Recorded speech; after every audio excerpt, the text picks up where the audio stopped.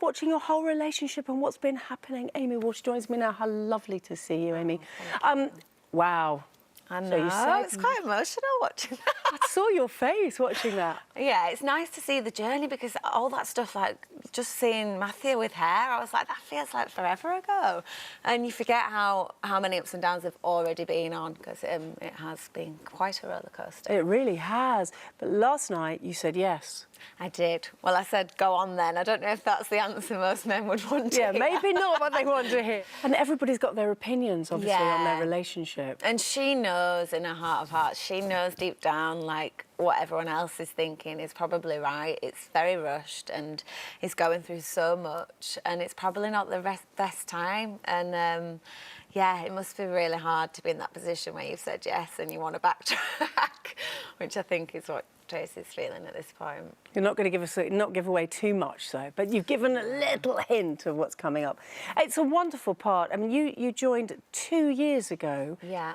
So when you got that call about Emmerdale, who did you call first? Might it have been your big sister who'd been in it before? It was so funny. I was at her house with Kimberley, so us three were there. So with Sally. The kids. Sally, Kimberley and me.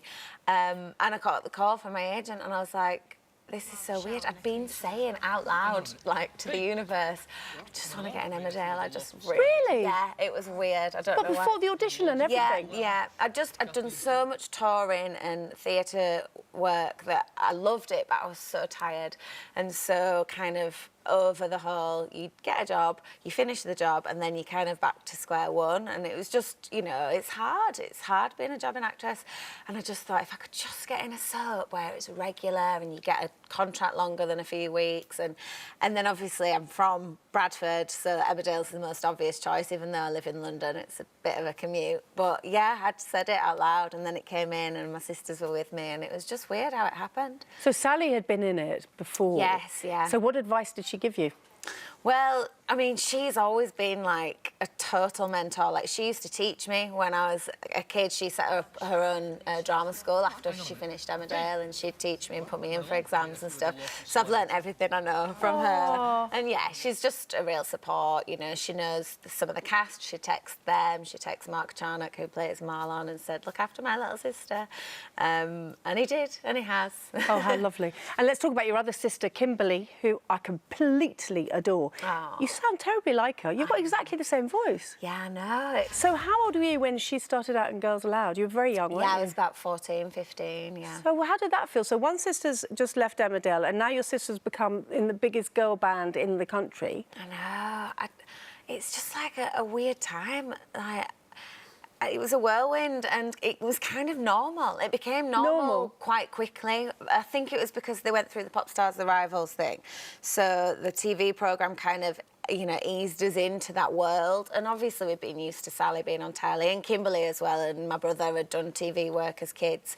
So it was kind of normal to see siblings on TV, but that was another level with the band and everything. But it did just become the norm. But it changed our lives, and, you know, it was so changed your life as well. It changed all of our lives, yeah. And, you know, in what way? Well, she's just so generous, and she really helped us all out. She really always has done in that respect. And, you know, she then moved to London, so we were kind of split up for the first time. I remember her saying, I'm going to miss Amy growing up, like, through her teens. And it was hard at that point, you know. She'd come back after a year and, you know, we'd see her here and there, but you'd missed your big sister, and things changed, and then we all kind of eventually moved down to London to be nearer her, and my mum has now, and we're all down there. Oh, your mum's here as well now. Yeah. Well, of course, to be close to her new grandchild.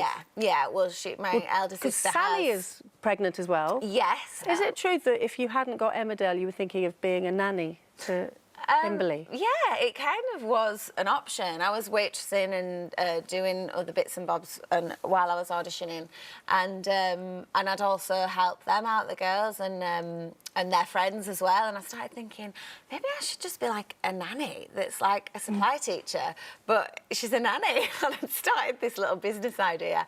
And Kimberley, you know, was about to start a big contract. I think it was doing Elf, and yeah, she had me in mind to be her childminder. No, well, I'm very pleased you got Emmerdale for your sake because you look Yeah, very I am. happy. It's so lovely really to am. meet you. Thank Send you. Kimberley my love. I will. Thank you very much. Thank That's you. Emmerdale tonight at 7 o'clock. Thank you. Thank you. If you'd like to see even more great guests, then click here.